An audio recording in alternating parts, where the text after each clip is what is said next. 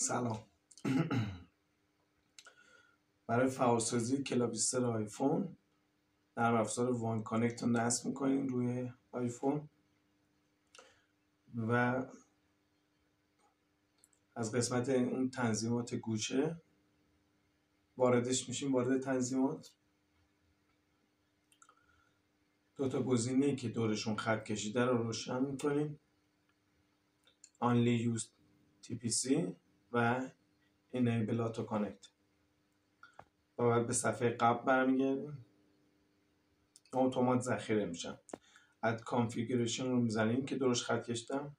گزینه اول مهم نیست که چی توش بنویسیم، هر اسمی دوست داریم بنویسیم. گزینه دوم آدرس سروری که از سایت گرفتین رو وارد میکنیم که نسبت به همراه اول و ایرانسل متفاوته دیگه، خودتون هر سروری هستین رو واردش میکنیم. بعد یوزرنیم و پسوردی که از خود سایت گرفتین وارد میکنیم. گزینه آخر سیو کانفیگوریشن رو میزنیم و بهش اجازه دسترسی میدیم. پسوردتون رو تو آیفون وارد میکنیم و ساخته میشه. کلاویستر ساخته میشه و گزینه کانکت رو میزنیم. بعد اون علامت قرمز رنگ نارنجی رنگ هم که بیاد یعنی کانکت شدیم دیگه، هیچ مشکلی نداره.